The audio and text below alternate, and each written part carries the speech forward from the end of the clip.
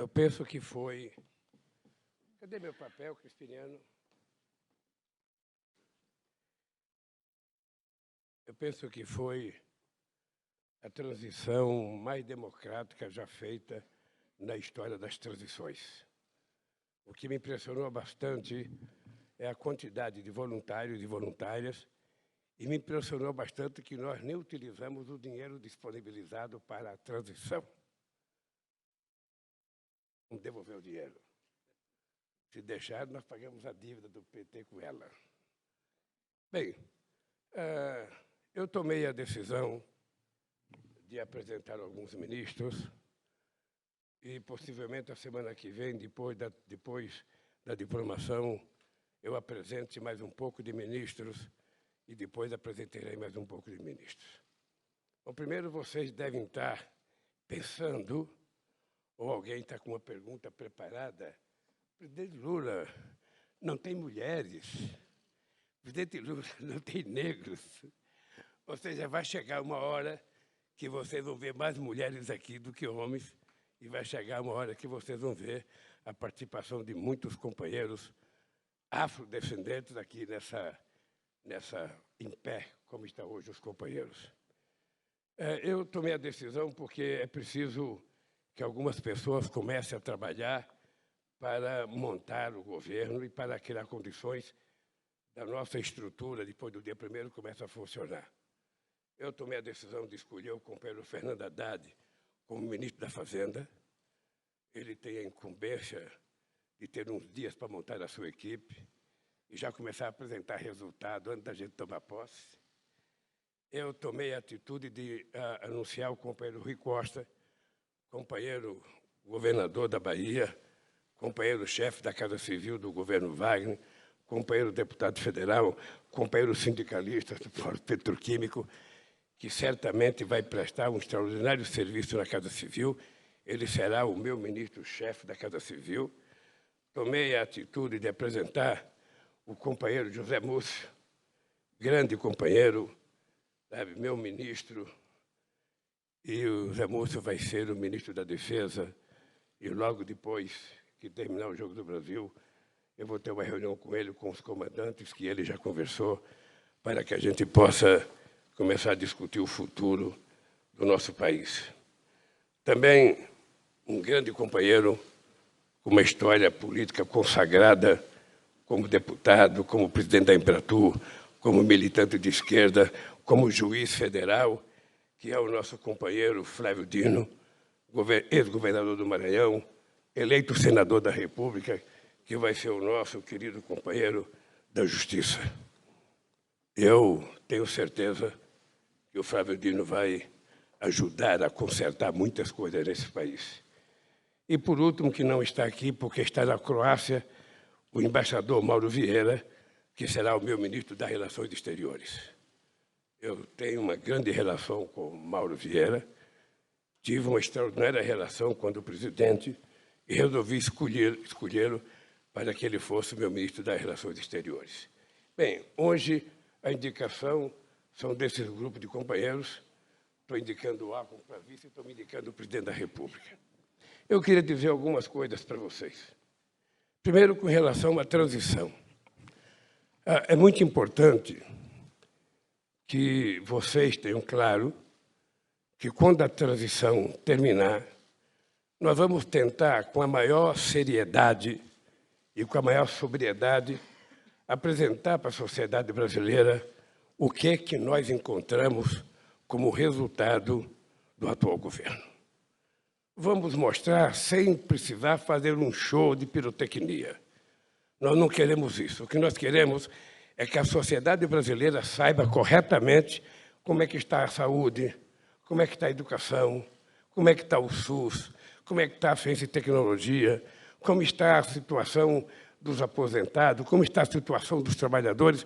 Ou seja, para que a sociedade saiba, porque se nós não apresentarmos agora, 6 meses depois, estará nas nossas costas os desmandos feitos pelo atual governo. Nós temos consciência de que o Alckmin até, não sei se ele já falou, mas é um governo com o corpo muito grande e a cabeça muito pequena. Ou seja, é um governo que não preparou a administração desse país, um governo que preferiu, sabe, fazer fanfarrice, falar e não conseguiu resolver os problemas que é preciso um governo resolver. Nós agradecemos profundamente aos senadores que votaram a PEC, que não é uma PEC do governo Lula, do futuro governo, é uma PEC do governo Bolsonaro, porque essa PEC é para resolver o problema do orçamento, que ele não colocou dinheiro para resolver os problemas que nós temos que resolver, sobretudo a manutenção dos R$600 de um programa que volta a ser chamado Minha Casa Minha Vida, e mais 150 Bolsa Família e mais os R$150 para crianças até 6 anos de idade. Nós recebemos informação hoje que também o Minha Casa Minha Vida está numa situação muito delicada e possivelmente não tenha recursos sequer para que a gente possa atender as pessoas, sabe, da faixa 1, que são as pessoas até 2 salários mínimos. É preciso que a gente dê uma analisada, que a gente vê na transição, se a gente consegue as informações com o Conselho Curador da FGTS, para que a gente possa fazer com que essas pessoas mais pobres, que tiveram casas subsidiadas, voltem a ter a chance de ter uma casa feita pelo Estado brasileiro. E quando tiver tudo pronto, nós vamos convocar uma coletiva e o Alckmin e eu vamos apresentar para vocês mais as pessoas que trabalharam, a Luísa, o Mira, Belchior, e todo mundo que trabalhou na transição, nós vamos mostrar para vocês, área por área, para que vocês saibam como está o Brasil no dia, no dia 20 ou dia 21 de dezembro de 2022. E eu espero que a gente consiga recuperar aquilo que é o sonho da sociedade brasileira. Eu sei que houve uma pesquisa que disse que 95% do povo está achando que o governo vai dar certo. E eu, sinceramente, quero dizer para vocês, eu, se fosse perguntado, seria 100% de que o governo vai dar certo, porque nós não temos o direito de frustrar a expectativa de uma grande parcela da sociedade brasileira que estava precisando de ar novo, de ar puro, para que a gente possa respirar mais democracia, mais salário, mais emprego, mais educação, mais saúde e mais liberdade de expressão e mais liberdade de comunicação. Esse é o retrato desse novo país que vai nascer a partir do dia 1º de janeiro de 2023. Podem ter certeza que nós não temos o direito de não fazermos a coisa correta e de não tratarmos com muito carinho as pessoas mais necessitadas desse país. A esses companheiros que foram anunciados hoje, eu espero que eles passem a trabalhar como jamais trabalharam, porque a tarefa que lhes foi incumbida será sempre mais difícil do que as tarefas que eles já cumpriram. Portanto, o companheiro Haddad sabe da responsabilidade dele, o companheiro Flávio Dino sabe da responsabilidade dele, o companheiro Rui sabe da responsabilidade dele, o companheiro Zé Múcio sabe da responsabilidade e o Mauro Vieira sabe da responsabilidade, até porque o Brasil precisa voltar a ter uma política externa protagonista, uma política externa, como diz sempre o Celso Amorim, ativa e altiva. Portanto, companheiros e companheiras, eu espero, não apenas para o povo brasileiro, mas eu espero também para a imprensa brasileira, novos dias. Tenho certeza que vocês serão tratados.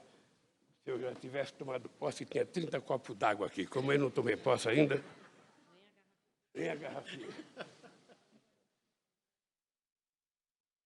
O meu adversário achava que era cachaça que eu tomava. Mesmo no tempo que eu gostava, eu não bebia na garrafa, eu bebia num copinho. Eu espero que vocês vão perceber que até a nossa gloriosa imprensa vai viver novos dias. Vocês vão ser tratados com mais respeito, com mais decência. Ninguém vai negar informação para vocês. A lei de acesso à informação vai voltar a funcionar 100%. O portal da transparência vai voltar a funcionar 100%. Portanto, vocês não terão no nosso governo a indústria da mentira, a indústria da desinformação ou a indústria do fake news. Vocês terão no nosso governo a indústria da boa informação, porque é com essa boa informação que a gente pretende recuperar o Estado de Direito desse país, a democracia e a melhoria da qualidade de vida do povo brasileiro. Eu já ouvi boato que a PEC vai ter problema na Câmara dos Deputados. Eu não acredito. Eu quero dizer para vocês que eu farei quantas conversas for necessárias para que a PEC possa ser aprovada na Câmara dos Deputados da mesma forma que foi aprovada de forma extraordinária por 64 votos no Senado. Eu espero que as pessoas compreendam que essa PEC não é para o governo Lula. Essa PEC é para fazer um reparo no orçamento do presidente Bolsonaro e essa PEC é para que a gente possa garantir o mínimo necessário às pessoas mais necessitadas desse país, o mínimo necessário para a saúde, o mínimo necessário para o Minha Casa Minha Vida, o mínimo necessário para a farmácia popular e o mínimo necessário para a gente começar a cuidar do povo brasileiro. Eu sei que quando esses ministros tomaram posse, todos eles vão se apresentar a mim chorando com o orçamento deles. Todos eles vão se apresentar, eu preciso de mais dinheiro, eu preciso de mais dinheiro. E eu vou dizer para eles, se vocês querem mais dinheiro, fabriquem, arrecadem mais.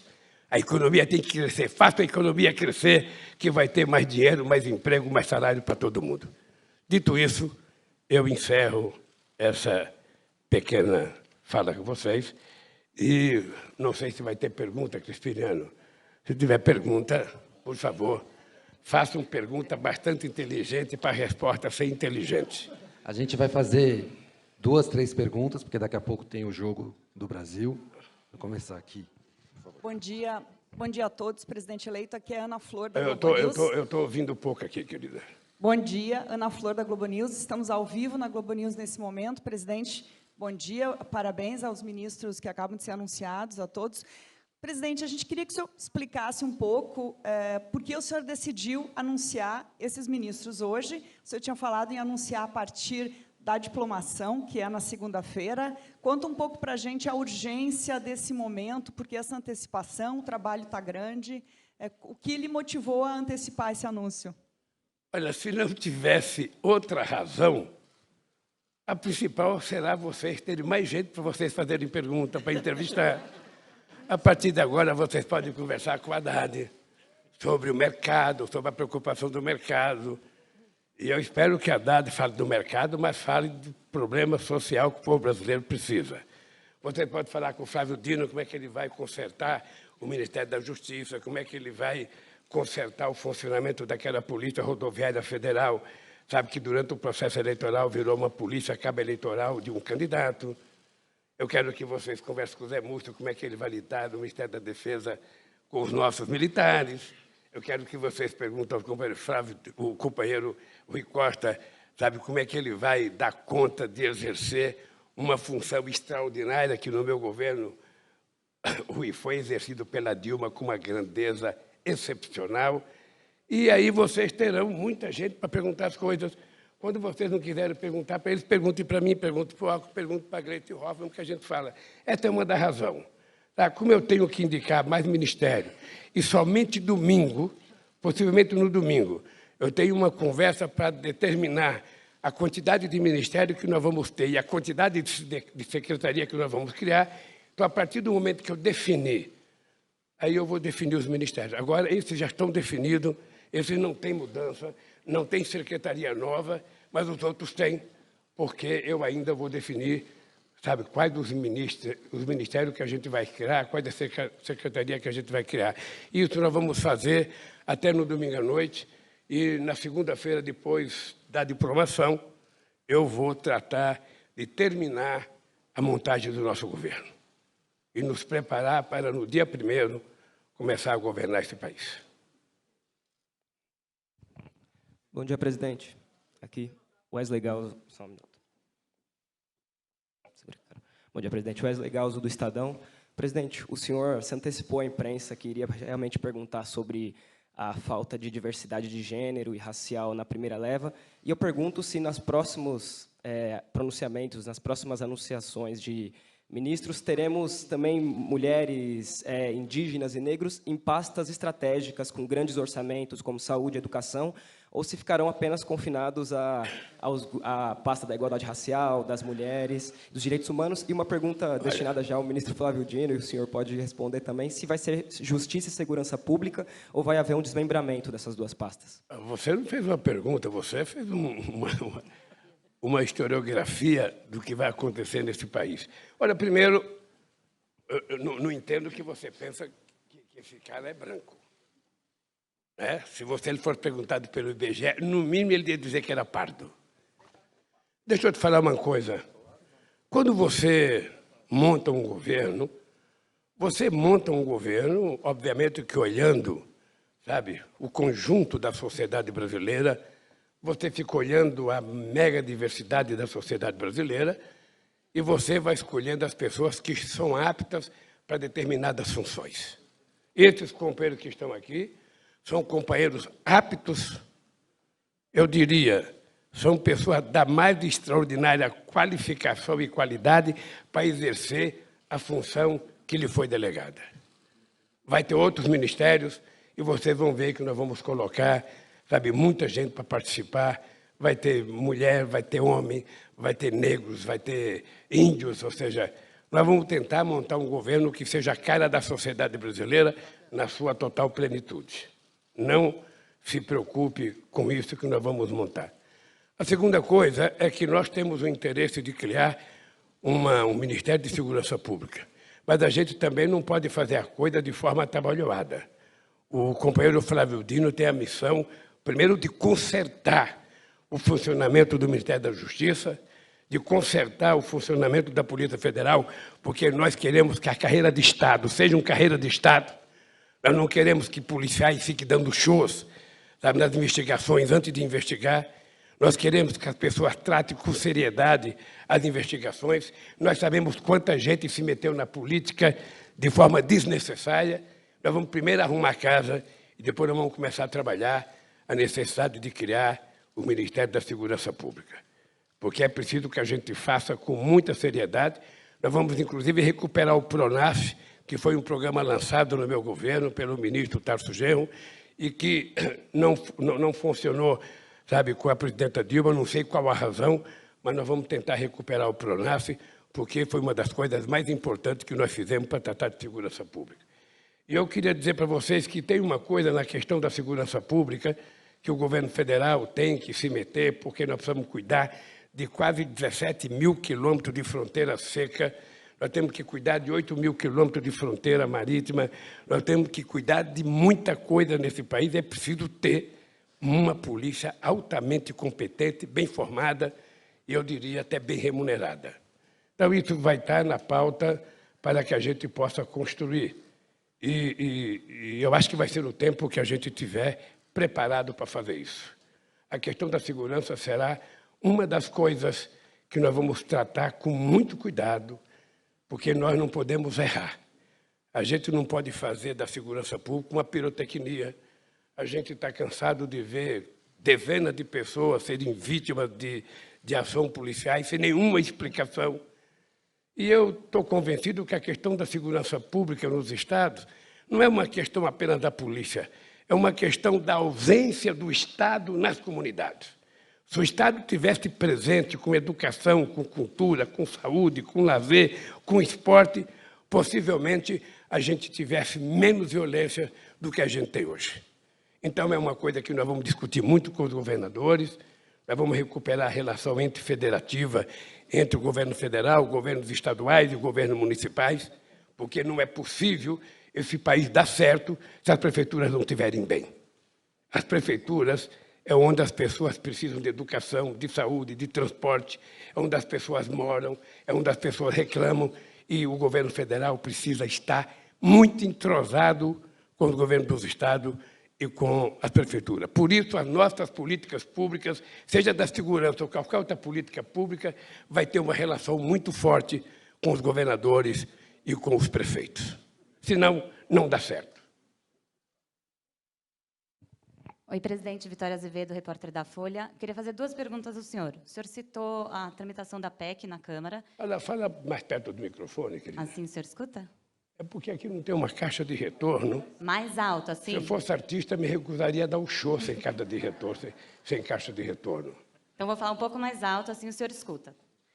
O senhor citou a tramitação da PEC na Câmara. Eu queria saber qual que é a avaliação do senhor, se o julgamento das emendas de relator no STF podem interferir na tramitação da PEC na Câmara. O senhor falou com o presidente da Câmara, Arthur Lira, queria saber se os senhores conversaram sobre isso, como fica a relação do senhor com ele, em meio a esse cenário. E a segunda coisa, o senhor falou que vai se reunir com o ministro Múcio depois para falar sobre os comandantes da Força. A gente pode esperar um anúncio sobre quem serão ainda hoje? Deixa eu dizer uma coisa. Esse processo das emendas do orçamento secreto está na Suprema Corte antes das eleições, antes de eu ser presidente da República.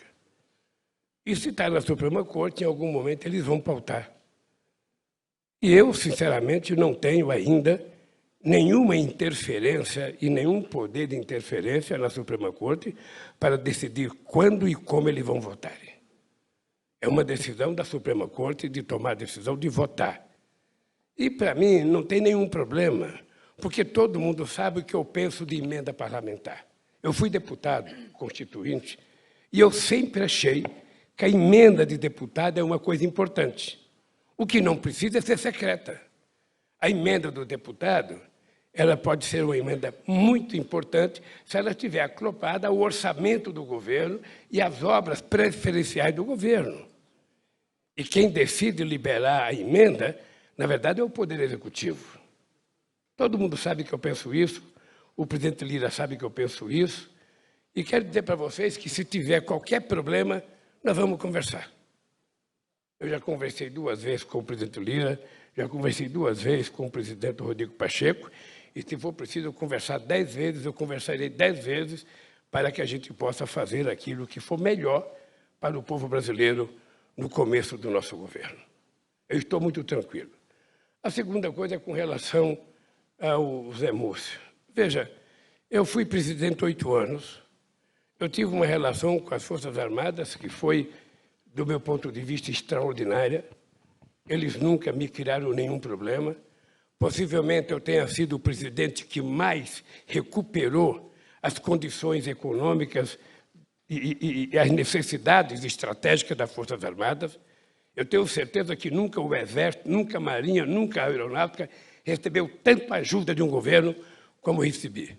Você se lembra que, quando eu cheguei na presidência, o avião presidencial estava aposentado e os que estavam funcionando eram chamados de sucatinha. Vocês se lembram que o Marco Maciel era vice-presidente e estava viajando no sucatão e caiu um dos motores do sucatão em pleno ar. O presidente Fernando Henrique Cardoso começou a viajar em voo de carreira. E vocês não sabem o incômodo do que é um presidente da República entrar num avião de carreira. Bom, eu tomei a decisão de comprar avião. Vocês sabem o quanto eu fui achincalhado, o Aero-Lula, uma série de coisas. E hoje o Brasil tem aviões. As Forças Armadas, quando a Rio Sul fechou, todos os aviões das Forças Armadas que eram financiados pelo BNDES, nós passamos para a aeronáutica. A gente não tinha avião para mandar o ministro fazer uma viagem. Tinha um que saía fumaça todo dia, várias vezes ele levantava voo e tinha que descer, porque o fumaceiro tomava conta do avião. O Exército não tinha nenhuma patrola mais, não tinha nada. Nós recuperamos o batalhão de engenharia do Exército e transformamos ele, sabe, quase que numa forte empreiteira para fazer obras em lugares inóspitos, em lugares que a indústria privada não quer ir, e também para tentar nivelar o preço.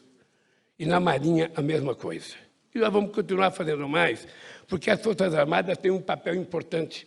As Forças Armadas têm um papel constitucional, ela tem que cuidar da soberania nacional, ela tem que defender o povo brasileiro de possíveis e eventuais inimigos externos, e é para isso. As Forças Armadas não foi feita para fazer política, ela não foi feita para ter candidato. Quem quiser ter candidato, se aposente e seja candidato. Mas as pessoas da ativa das Forças Armadas têm uma missão nobre, que é cuidar da segurança de 215 milhões de brasileiros, de cuidar das nossas fronteiras e cuidar, eu diria, da nossa soberania. Eu tenho certeza que não poderia haver ninguém mais preparado para cuidar da defesa do que o companheiro Zé Mussi. Eu já tive o embaixador Veiga, eu já tive o vice-companheiro Zé Alencar, eu já tive o Valdir Pires, já tivemos o Wagner, já tivemos o Celso Amorim, já tivemos o Nelson Jobim, e agora nós temos o Zé Mussi. Eu tenho certeza que ele dará conta do recado, e eu tenho certeza que as Forças Armadas irão cumprir aquilo que é a missão principal deles, cuidar da segurança desse país. É isso. Olha, os comandantes, ele vai conversar com os comandantes, vai escolher os comandantes e vai levar para mim aprovar se eu aceito ou não a indicação dos comandantes. Vocês sabem que eu costumo trabalhar por relação de confiança. Eu, quando confio numa pessoa, e se eu chamei para ser ministro é porque eu confio, eles vão ter liberdade de fazer as coisas, até para vir contrário. Eu tenho certeza que o Zé Mussi escolherá aqueles que devem ser os melhores comandantes para a Marinha, para a Aeronáutica e para o Exército.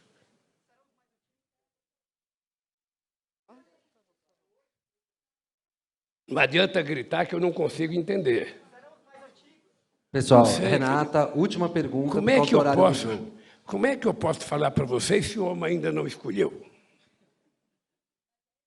Eu não posso falar. O critério vai ser dele. Pessoal, por favor, Ele pelo sabe. tempo. O critério será os melhores.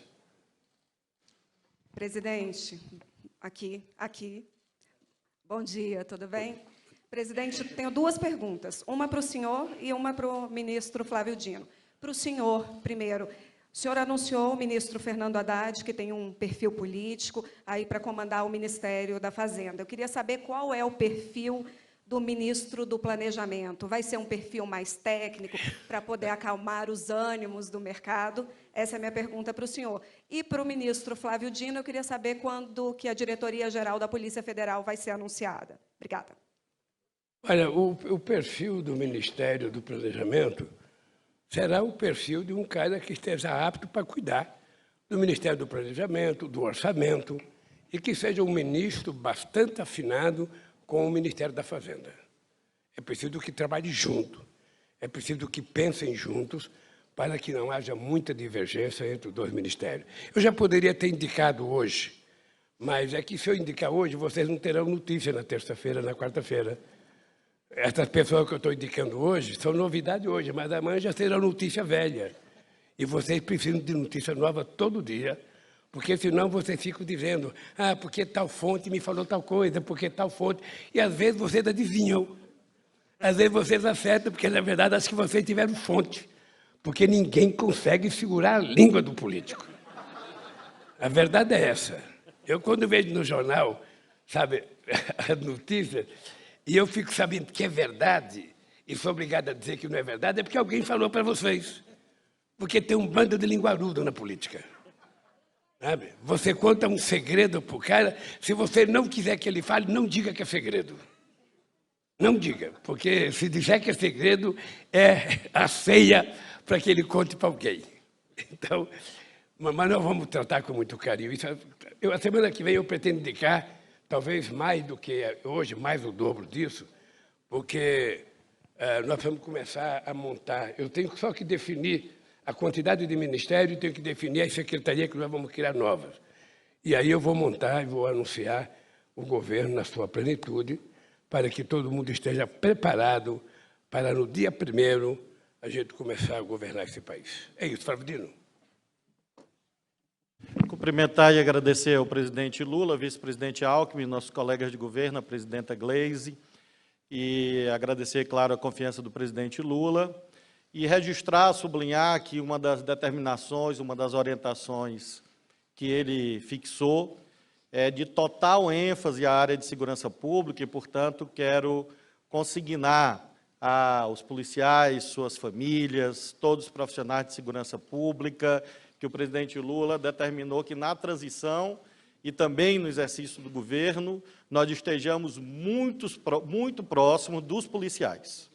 Não há nenhuma razão para não haver amplo diálogo com todos os profissionais da segurança pública, e isso vai ocorrer por determinação do presidente Lula. Em relação à Direção-Geral da Polícia Federal... Posso? Pode. É o senhor que manda. Em relação à Direção-Geral, eu tenho senso de hierarquia, não é não, Lúcio?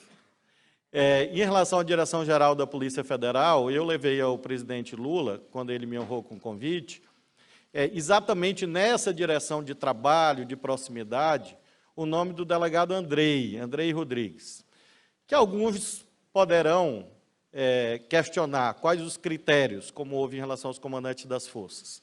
E nós levamos em conta, sobretudo, a necessidade de restauração da plena autoridade e da legalidade nas polícias, também a experiência profissional comprovada, inclusive na Amazônia brasileira, uma vez que o delegado Andrei exerceu as suas funções na Amazônia brasileira, que é uma área estratégica para esse governo e, portanto, para a segurança pública.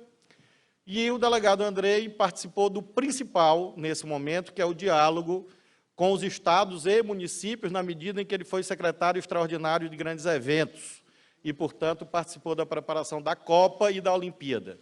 Eu conversei longamente com o delegado Andrei, levei ao presidente Lula, e claro que ele, inclusive, reiterou a autorização para que eu fizesse o anúncio, assim como também haverá esses anúncios em relação aos outros cargos, buscando essa compreensão da experiência profissional, da capacidade de liderar os contingentes, de fazer com que a hierarquia e a disciplina voltem como valores fundantes de uma polícia da legalidade e do Estado democrático de direito. E essa foi a razão pela qual o presidente Lula autorizou que eu prosseguisse com essa indicação do delegado Andrei. Terminou, né? Oi, pessoal. São 11h30 já. Vamos ter que encerrar para conseguir ver o jogo. Muito obrigado. Vai começar o jogo.